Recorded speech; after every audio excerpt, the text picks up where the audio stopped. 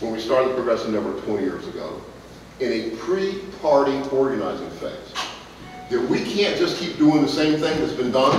Well, let's get a candidate, and we'll run, and we'll get them, we'll vote for them. Yeah, you can do that. Your children can do that, your children's children can do that, but you can't win because the game is rigged.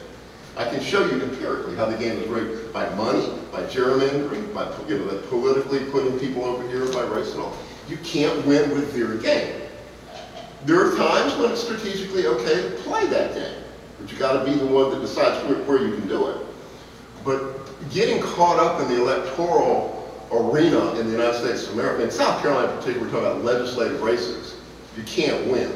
We could win a statewide race because everybody gets to vote. They can't gerrymander the statewide.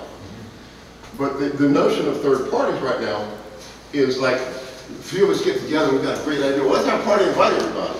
Well, that's not really popular. What you do is you get people together and you create a popular movement that has power that grows the party. And so that being in a pre-party phase is in the popular movement building phase. The pre-party phase is a bit of a sectarian notion that you have the way, the path, and the light. And maybe the Green Party or the Libertarian Party or this party, and you want people to join your party. And my position and the position that Progressive Network has been taking for 20 years, and this is something that I want you to either argue against or embrace, is that we're not going to change things in the fashion that we need to change things, which is a radical fashion. We need systemic change, not just cosmetic change. We're not going to change things until we have the power to make that change.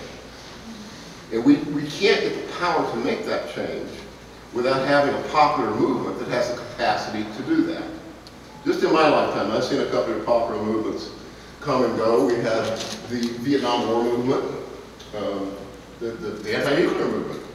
The anti-nuclear movement shut down commercial nuclear power in America. The Vietnam War movement shut down, changed the way America has foreign policy engagements. We no longer draft middle-class children. We hire third world armies to do our job.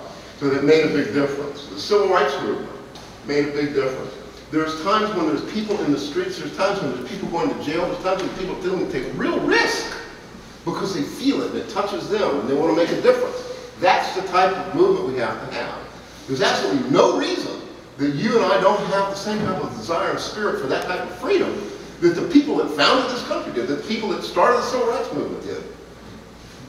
That's what they're trying to breed out of us. That's what they're trying to teach us doesn't do any good. Shut up, get a job, get ahead, prosper. It's like my grandfather, when he came to see me in 1969, I'm getting in trouble at the university. And I get called in the Dean of Student Affairs office. And I go in there with my father's father. He says, son, I got you in Berkeley. You'll blend in there. You stay here. You're going to get in trouble. You're going to go to prison. You're never going to get a real job. Well, Granddad, I don't want to blend in. They don't need me in Berkeley. But Granddad was right. I was in prison a year and a half later, and I never had a real job. But that's what's held out in front of us.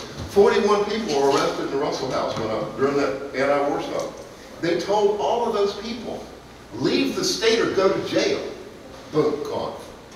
In Orangeburg, they just shot them. Boom, gone.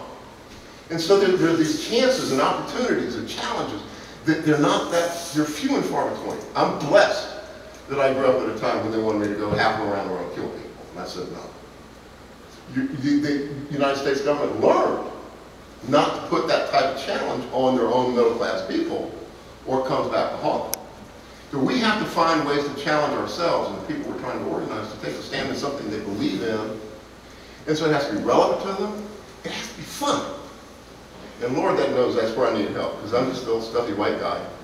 And the people like Amari who have so much more energy and communicating his message in a better way than I do, that we've got to all work together on this and make it fun. And to build a community of people that support it, making it fun and making change. People want to be part of that popular movement.